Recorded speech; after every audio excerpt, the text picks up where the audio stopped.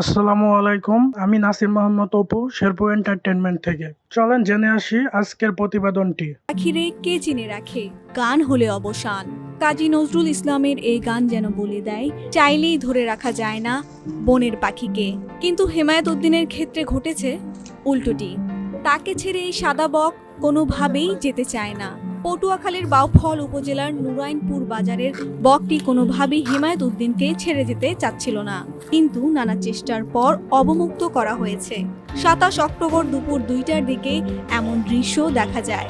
বকটির এখন ঠাঁই হয়েছে বাউফলের সেই বকের বাড়িতে। আইনকে আমি শ্রদ্ধা জানিয়ে তাদের হাতে তুলে দিই। তো সেক্ষেত্রে তারা নিয়ে বাউফল নিয়ে যাওয়ার পরে ওখানে অবমুক্ত হয় না, ওখানে উড়াল দেয় না। তারপরে আবার এখানে নিয়ে আসছি। এখানে নিয়ে আসার পরে বকের বাড়ি যে এখানে যে গাছটা আছে যেখান থেকে এটা প্রথম পড়ছিল, ওই গাছই আবার আমি তাদের হাতের মাধ্যমে আমি তাদের হাতে তুলে দিই এবং তারা এখন অবমুক্ত করবে। মোহাম্মদ হেমায়েত উদ্দিন নুরাইনপুর গ্রামের বাসিন্দা। ৪ বছর ধরে এই বাজারেই মসজিদ বিপণী বিতানে তার দোকান। সেই দোকানেই ছিল বকটির বসবাস। অনেকটা সন্তানের মতো করে লালন পালন করার পর বকটি অবমুক্ত করার সময় হেমায়েত উদ্দিন খানিকটা আবেগপ্রবণ হয়ে পড়েন। একসময় কান্নায় ভেঙে পড়েন। তারপরও বন্যপ্রাণী সংরক্ষণ আইনের প্রতি শ্রদ্ধা জানিয়ে তিনি বকটিকে অবমুক্ত করতে সহযোগিতা করেন।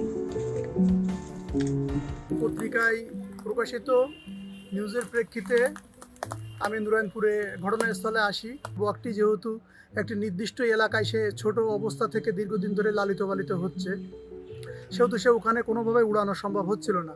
পরে স্থানীয় জনগণ তাদের সাথে কথা বলি এবং সংবাদ প্রতিনিধি যারা ছিলেন, সাংবাদিক বিশেষ করে প্রথম আলোর মিজান ভাই সহ অন্যান্য যারা ছিলেন, তাদের সাথে পরামর্শ করে এই সিদ্ধান্ত নিয়েছি যে এই বকের বাড়িতে যেহেতু একাধিক এখানে বক এবং পানকড়ি সহ অনেক পাখি এই গাছগুলোতে থাকে, সেহেতু এই বকের বাড়িতে আমরা পাখিটি অবমুক্ত করার সিদ্ধান্ত গ্রহণ করি। মাস চারেক আগের কথা।